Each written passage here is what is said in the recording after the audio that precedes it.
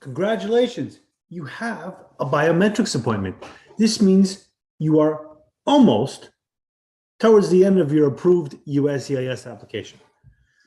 Biometrics is an important milestone in your immigration journey, whether you're applying for a green card, work permit, naturalization, asylum, or one of the various other paths to legal status in the United States. You may be scared out of your wits. There's no need to be. USCIS is simply going to take your photo, fingerprints, and your digital signature. But take note, by submitting your biometric information, you're authorizing the USCIS to perform a background check on you. The result of these background and security checks will determine the approval or denial of your application. I'm Andres Mayer, immigration attorney and an immigrant myself. Today, I will share with you what happens at your biometrics appointment, what to expect, and who should be concerned. If you find the video helpful, please consider subscribing to our channel and checking out our other videos. Now let's get right into it.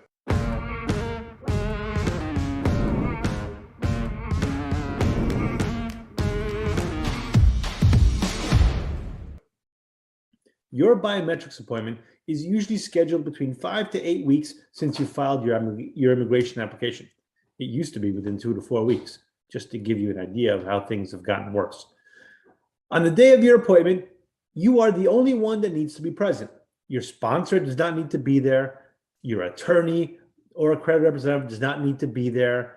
Your friends, your relatives, your spouse, just you, the person whose name appears on the biometrics notice.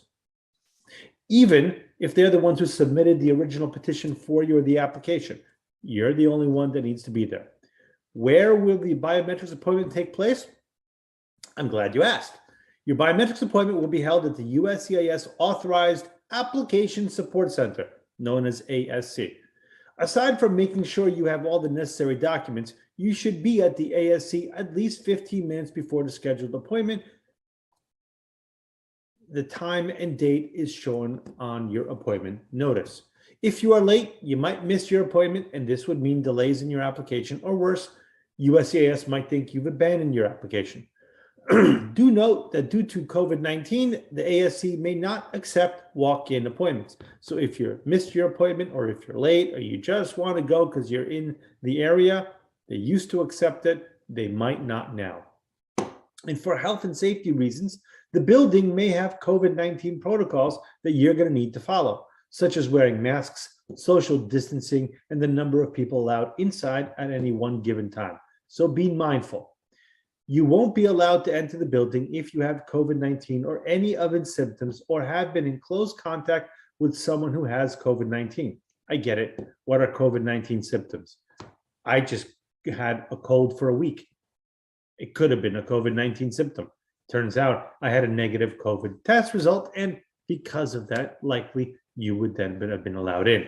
But if this happens, you might need to reschedule your appointment by calling the USCIS contact center. And by this, that means if you have any of those symptoms or you have tested positive, you can reschedule it. Ideally, call to reschedule before the date of the appointment, not after.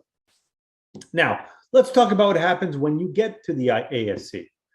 Before I move on to that, if you're watching, go ahead, hit the like button down below and click the bell icon to keep yourself updated about any other immigration related content that we release. And we create content weekly. The appointment typically lasts for 15 to 20 minutes. You will be in and out in no time. When you arrive at the ASC, a receptionist will review your appointment notice and your valid identification. Once your identity and appointments are confirmed, you'll be given a number showing your place in line as well as a processing form. Take a seat and wait for the biometrics officer to call your number. When the biometrics officer calls your ticket number, hand over your documents to the officer so he or she can review and enter your information into their system. Your AAC biometrics appointment notice will include a code in the top right part of the letter. The code will let you know the type of biometrics processing that will be done. Not that it really matters, you still need to go. But code 1 is for fingerprinting for just your fingerprints, your 10 prints. Code 2 is your index finger, a photo, and signature.